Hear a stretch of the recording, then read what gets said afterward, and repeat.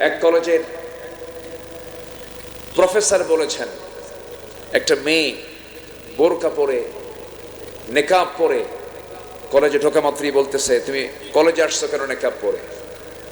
নেকাব পরা দেখলে তো একে ডাকাত ডাকাত মনে হয়।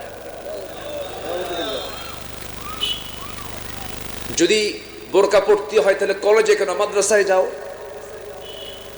তো নেকাব পরা বোরকা পরাকে যদি ডাকাত ডাকাত মনে হয়, এই জাতীয় কথা যদি এখন আমাদের কানে আসে, এটা কি বান্দার বিধান না আল্লাহর বিধান? আসতে বলবেন না, কার বিধান? কার বিধান? আল্লাহর বিধান। যে কুলাঙ্গার এই জাতীয় মন্তব্য করেছে, ওর হাত পা ভেঙ্গে গুঁড়ো করে দেওয়া দরকার। আসতে বলবেন না, জোরে বলুন ঠিক কিনা?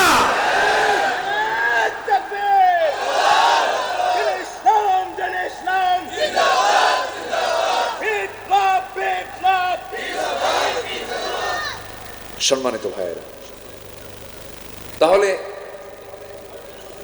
মেয়েরা ঢাকবে মাথা থেকে পা পর্যন্ত, এই হুকুমটা কার? আসতে বলবেন না, কার? আল্লাহ হুকুম দিয়েছেন, এটা আল্লাহর বিধান। এটা এখানে আমার আপনার কোনো কথা বলা যাবে না। আল্লাহ বলছেন, ইউদনিনা আলাইহিন্না মিন জালাবিবিহিন্না, তারা কি করবে? প্রশস্ত কাপড় দিয়ে ঢেকে, আপদমস্তক তারা ঢেকে বাইরে বের হবে। এটা কার বিধান? পুরুষের সতর আর নারীর সতর কি একরকম না দুই রকম? পুরুষের সতর হলো নাভি থেকে হাঁটুর নিচ পর্যন্ত, আর নারীর সতর হলো মাথা থেকে পা পর্যন্ত। ঢাকতে হবে, ঢাকতে হবে। যদি অনেকে মুখটাকে, মুখ সতর নয়, সতরের আওতা মুক্ত হলেও মুখটাকেও ঢেকে ফেলা জরুরি। এই জন্য, কারণ ফিতনা আছে না নাই? আসতে বলবেন না, আছে না নাই? গোটা দেহের রাজধানী হলো ফেস। যখন কোনো পুরুষ কোনো নারীর দিকে তাকে আকৃষ্ট হয়, তার প্রথমে কি দেখে আকৃষ্ট হয়? চেহারা দেখি তো আকৃষ্ট হয়। দেখেন না কত প্রশংসা করে, কত সুন্দর তোমার প্রশস্ত কপাল, ভ্রু যুগল, কালো কালো কেশ, চিকন চিকন ঠোঁট, সব প্রশংসা এতক্ষণ কিসের হলো? মুখরিত হলো। তো মুখ আপনি ঢাকবেন না কেন? মুখও ঢাকতে হবে। এই বিধানগুলো কোনো মোল্লার নয়, এই বিধানগুলো কার? আসতে বলবেন না, কার? পর্দার বিরুদ্ধে যারা এই কথা বলবে, সোজা করা দরকার পিটন দিয়া। আমার মাদেরকে আমরা উলঙ্গ দেখতে চাই না। আমরা একটি সুন্দর সোনালী বাংলাদেশ, আমার সোনার বাংলাদেশ আমরা দেখতে চাই ইসলাম দিয়া। এই দেশ অনেকেই শাসন করেছেন, কেউ 25 বছর, কেউ 16 বছর, কেউ 9 বছর, কেয়ারটেকার গভর্নমেন্টের কয়েক বছর। সব দেখা শেষ, খালি বলেছেন ধর্মীয় মূল্যবোধে বিশ্বাসী আমরা, দেন মানে হ্যান ত্যান বহু কথাই বলেছেন, কিন্তু সুদের কারবার ঠিকই রেখেছেন।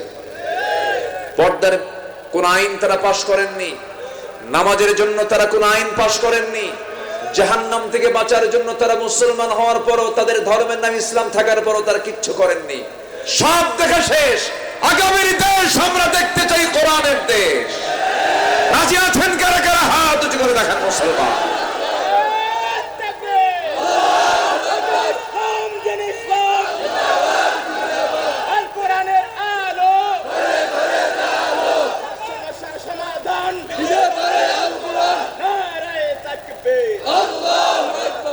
আল্লাহ কবুল করুন। কোরআন কি নির্দিষ্ট কোন দলের? কোরআন কার? কোরআন যারা চায় না, ওদের সমস্যা আছে না নাই? ওদের মধ্যে বড় শয়তান ধরছে। যারা কোরআন চায় না, ওরা বড় শয়তানের দলের সদস্য, ঠিক কিনা? কোরআন চাইতে সমস্যা কোথায়? কোরআন তো সবারই। সূর্য আলো দেয়, সবাইকে আলো দেয়। সূর্যের যিনি মালিক, তিনি কোরআন নাজিল করেছেন। কোরআন মানতে সমস্যা কোথায়? আমি যেখান থেকে তেলাওয়াত করেছি সেই তেলাওয়াতকে তো সূরাটার নাম হলো সূরাতুশ শুরা। সূরাতুশ শুরা, শুরা মানে হলো পরামর্শ। বলেন তো কি?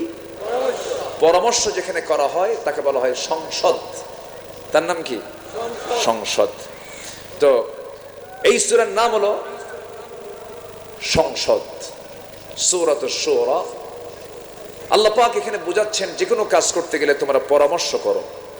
একাকী কোনো কাজ করতে গেলেই এখানে অবশ্যই কোনো ভুল হতেই পারে, কিন্তু পরামর্শ হলে পরে সেখানে ভুল হওয়ার সম্ভাবনা কম, সম্ভাবনা কম। কারণ ভুল হবে না তা না, ভুল হবে না একজনের, তিনি কে? বান্দার পরামর্শ করলেও ভুল হতে পারে, কিন্তু হওয়ার সম্ভাবনা কম।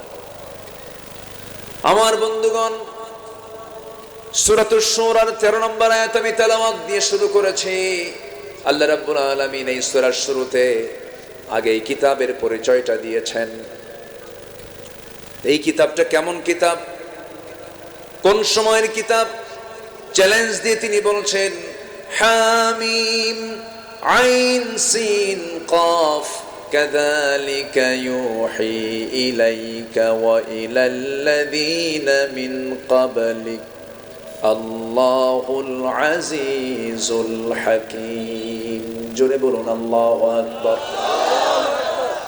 আল্লাহ রাব্বুল আলামিন প্রথমেই চ্যালেঞ্জ ছুড়লেন সূরার শুরুতে, এমন দুটো আয়াত দিলেন যে দুটো আয়াতের অর্থ পৃথিবীর কোনো মানুষ কোনোদিন প্রকাশ করতে পারবে না, বলতে পারবে না, কিয়ামত হয়ে যাবে, এটার কোনো অর্থ তারা আবিষ্কার করতে পারবে না। হামিম আইন সিন কফ, হুরুফে মুকাত্তাআত, আয়াতে মুতাশাবিহাত। এই সমস্ত আয়াতের মূল তথ্য রহস্য সব একমাত্র কার জানা? আসতে বলবেন না, কার জানা? আল্লাহ পাক এখানে চ্যালেঞ্জ দিয়ে সুন্দর করে কোরআন সম্পর্কে পরিচয় দিয়েছেন। কোরআন খুলবেন আপনাকে আল্লাহর পরিচয় পাওয়া যায় সূরা ফাতিহায়, সূরা বাকারায় প্রথমে কিতাবের পরিচয়, সূরা আলে ইমরানে প্রথমে কিতাবের পরিচয়, ইয়াসিনে চলে যান ইয়াসিন ওয়াল কুরআনিল হাকীম ইন্নাকা লামিনাল মুরসালিন আলা সিরাতিন মুস্তাকিম। রহমানে চলে যান আর রহমান আল্লামাল কুরআন খালাকাল ইনসানা আল্লামাহুল বায়ান। জোরে বলুন আল্লাহু আকবার। আল্লাহ পাক কোরআন সম্পর্কে আগে স্পষ্ট ধারণা দিয়েছেন, এমন একটা কিতাব এটা যার মধ্যে অতিরিক্ত কোনো কিছু নাই, অপ্রাসঙ্গিক কোনো কিছু নাই, বান্দার জন্য অপ্রয়োজনীয় কোনো কিছু, একটা অক্ষর আল্লাহ পাক অপ্রয়োজনীয় একটা আয়াত দেন না, একটা অক্ষর দেন নাই, যার শুরু থেকে যার শুরু বা থেকে শেষ সিন পর্যন্ত বান্দার জন্য যা কিছু প্রয়োজন সব আয়োজন আল্লাহ পাকের মধ্যে করে দিয়েছেন। জোরে বলেন সুবহানাল্লাহ। সব দিয়ে দিয়েছেন, অতিরিক্ত কিচ্ছু নাই। কিন্তু আমার নবীর কাছে মাঝে মাঝে কিছু আয়াত যখন নাজিল হতো, কাফের মুশরিকরা বলতো, মুহাম্মদ এগুলো কেন দিচ্ছে তোমার আল্লাহ এই জায়গায়? যেরকম এক জায়গায় আল্লাহ পাক মশা নিয়ে কথা বলেছেন, মশা। তো তারা বলল যে তোমার রব মশার উদাহরণ কোরআনে কেন? কোরআন হচ্ছে ধর্মীয় কিতাব, এর মধ্যে আবার এগুলো ঢুকলো কেন? কিন্তু এই যে ধর্মীয় কিতাব যারা এটাকে শুধু মনে করেন, এটা একটা রং চিন্তা। কোরআন হচ্ছে এমন একটি কিতাবের নাম, মানব জীবনের সকল সমস্যার সমাধান নিশ্চিত করতে পারে একটা কিতাব, তার নাম হলো কোরআন। সব আছে এর মধ্যে, শুধু ধর্মের কথা নাই, বিজ্ঞানের কথা আছে, শিক্ষার কথা আছে, রাজনীতির কথা আছে। যারা বলেন কোরআন আর রাজনীতি ভিন্ন জিনিস, নতুন করে ঈমান আনতে হবে, নতুন করে ঈমান আনতে হবে। এই সমস্ত কথাগুলো অত্যন্ত মারাত্মক ভয়ঙ্কর কথা। সম্মানিত ভাইয়েরা, একটু কান লাগান, আমরা একটু মনোযোগ দিয়ে শুনি। কোরআনকে অতিরিক্ত কোনো কথা বলেছে? অপ্রাসঙ্গিক কোনো কথাও নাই। বান্দার জন্য যতটুকু প্রয়োজন ততটুকুই বলে দিয়েছেন। আল্লাহু আকবার বলে। তো আল্লাহ তাআলা মশা নিয়ে একটা জায়গায় কথা বলেছেন, তখন কাফেররা বলল যে এগুলো বলার কি দরকার ছিল? এগুলো মাযা আরাদাল্লাহু বিহাদা মাসালা, তো এই সমস্ত দৃষ্টান্ত দেওয়ার কি দরকার? তারা বলে ফেলল। আল্লাহ রাব্বুল আলামিন বলেন, ইন্নাল্লাহা লা ইস্তাহি আন ইয়াদরিবা মাসালান মা বাউদাতান ফামা ফাওকাহা فأما الذين آمنوا فيعلمون أنه الحق من ربهم وأما الذين كفروا فيقولون ماذا أراد الله بهذا مثلا يضل به كثيرا ويهدي به كثيرا وما يضل به إلا الفاسقين جربنا الله أكبر سورة البقرة আয়াত নম্বর 26 আল্লাহ রাব্বুল আলামিন তিনি নিজেই বলছেন আল্লাহ কখনো কোনো কিছুর এক্সাম্পল দিতেনি মশা অথবা তদর্থ কোনো কিছুর বিষয়ে দিয়ে উপমা দিতে আল্লাহ লজ্জাবোধ করেন না। আল্লাহ পাক এখানে লজ্জাবোধ করেন না।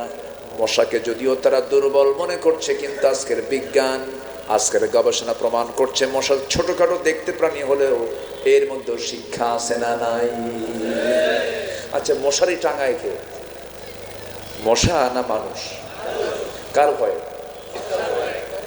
বলেন, কার ভয়ে? তাহলে মশা বড় না মানুষ বড়?